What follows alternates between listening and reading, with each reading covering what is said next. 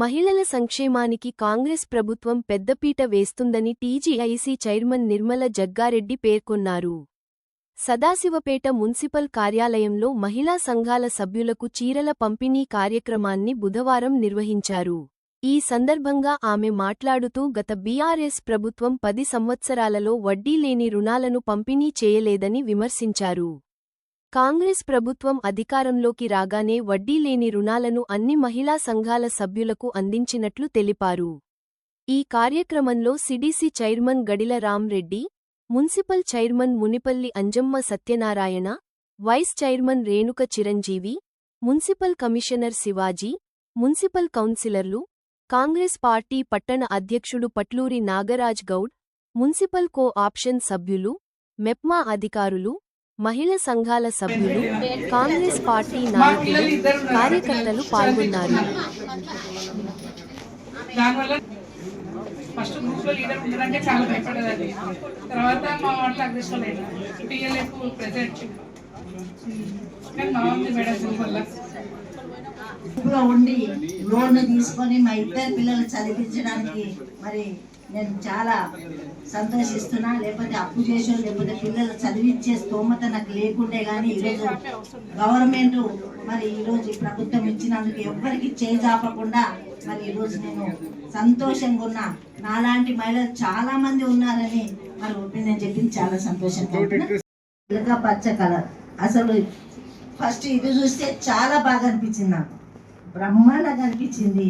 మళ్ళీ ఇప్పుడు మొన్న వీడియో కాన్ఫరెన్స్ చూస్తే అవి బాగా పట్టు చీరలే, ఇక దానికి ఇంకా తేడానే లేదు. అంత చక్కగా పాలపిట్ట కలర్ ఒకటి, చిలక పచ్చ చీర చాలా సూపర్గా అనిపించింది. మనం ఎట్లా ఉండాలంటే పాలపిట్ట ఏంటిది మన రాష్ట్ర పక్షి. మనం కూడా పక్షిని ఈ పాలపిట్ట ఎప్పుడు చూస్తాం, మనం ఎందుకు చూస్తాం? అన్ని శుభాలు జరగాలి, అన్ని మంచి జరగాలని మహిళలకి మహిళా శక్తులకి చీరల పంపిణీ కార్యక్రమం. మరి ముఖ్యంగా ఈ కార్యక్రమం కూడా ప్రజాపాలన ప్రగతి ప్రణాళికలో భాగంగా కూడా ఈ కార్యక్రమం తీసుకోవడం జరిగింది. మరి ఇప్పుడు మున్సిపల్ కమిషనర్ గారికి, మున్సిపల్ చైర్మన్ గారికి, వైస్ చైర్మన్ గారికి, ఆర్పీలకి, మరి మహిళా గ్రూపుకు సంబంధించిన మహిళలందరికీ, అలాగే ప్రింట్ మీడియా సోదరులకి పేరు పేరున నమస్కరిస్తూ, మరి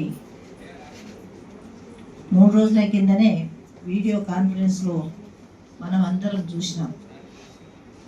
రాష్ట్ర ముఖ్యమంత్రి మహిళలకి మరి ముందంజలో ఉంచితే, మహిళలకి ఆర్థికంగా అభివృద్ధి చేస్తే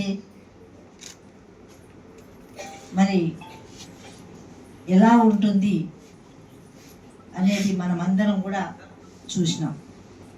అంటే మొన్న ప్రోగ్రామ్ ఎట్లా అనిపించిందంటే, నేను కూడా వీడియో కాన్ఫరెన్స్ ఉన్నప్పుడు చూసిన మహిళలకి బూస్ట్ శక్తిని ఇచ్చిన, పవర్ ఇచ్చినట్టుగా నాకు అనిపించింది. ఎందుకంటే అన్నిట్లో మనమే ఉండాలి అంటే, జెంట్స్ మగవాళ్ళని మనం కూడా ఏం చేయము, కానీ ఈ రోజుల్లో మహిళలకు కూడా సమానంగా ఉంచాలనే ఉద్దేశం. ఇది ఇప్పుడే కాదు, అంబేద్కర్ గారు మరి మనకు చూపించిన రాజ్యాంగంలో కూడా చట్టపరంగా కూడా మనకుంది. కానీ దాన్ని అంచలను పెట్టించి తీసుకొస్తున్నారు ఏంటంటే, మరి మొదటి నుంచి కూడా నాయకులు మహానుభావులు మరి మనల్ని కూడా ప్రోత్సహించాలనే ఉద్దేశంతో ఎట్లయితే చెప్పినరో అదేవిధంగా ఇప్పుడున్న ముఖ్యమంత్రి కూడా సహకరిస్తూ మనందరినీ ముందు పంపడం జరుగుతుంది. ఈరోజు నేను ఈ స్థానంలో ఉన్నా అంటే మరి ఆ మహానుభావుల ప్రోత్సాహమే, వాళ్ళు చూపించిన మార్గమే. అంతేనా? మనమందరం ఇంతమంది ఆడవాళ్ళం బయటకు వచ్చినామంటే మరి మనకున్న ఆలోచన శక్తి కూడా ఆచరణలో పెట్టుకొని అభివృద్ధిలో పాల్గొనాల్సిన అవసరం ఉందని చెప్పి మనకి ఈ అవకాశం ఇచ్చిన ఈ ప్రభుత్వానికి మరి మరొకసారి మీ తరపున ధన్యవాదాలు తెలియజేస్తున్నాను. కాదు, ఈ ప్రభుత్వం రాగానే మొదటి 6 ప్రణాళికలో 6 గ్యారంటీలో ఏమి ఇచ్చిండ్రు?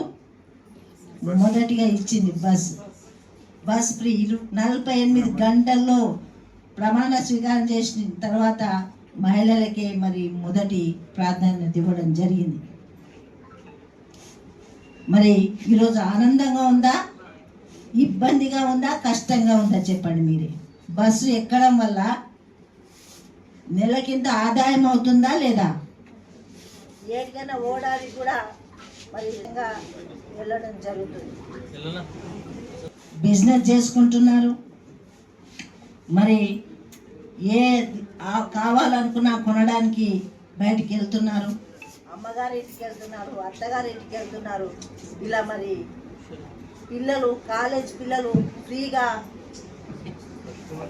కాలేజ్ పిల్లలు కూడా ఈరోజు ఫ్రీగా బస్ మరి వాడుకుంటున్నారు.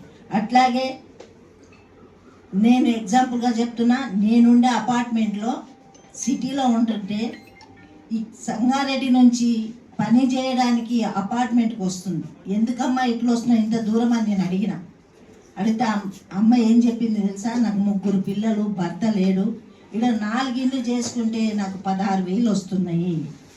అదే సంగారెడ్డిలో చేస్తే 3,000, 4,000 వస్తే సరిపోతలేదు. బస్సు ఫ్రీ ఇచ్చినందుకు నేను రాగలుగుతున్నా, నేను ఇక్కడ నాకు ఉపాధి కలుగుతుంది, నేను ఈరోజు హాయిగా ఉన్నా అంటే ముఖ్యమంత్రిగా చేసిన పని వల్లనే నేను నా 3 పిల్లలను, ఆడపిల్లలు నడుపుకుంటున్నాను. అట్లాంటి వాళ్ళు ఎంతమంది ఉన్నారు రాష్ట్రంలో? ఉన్నవాళ్ళు, కాళ్ళు ఉన్నవాళ్ళు, బండ్లు ఉన్న వాళ్ళకు ఇది అవసరం లేదు, లేని వాళ్ళకు అవసరం అనేది మరి లేని వాళ్ళకే తెలుస్తుంది. ఎప్పుడైనా ఆకలి నుండి అన్నం పెడితే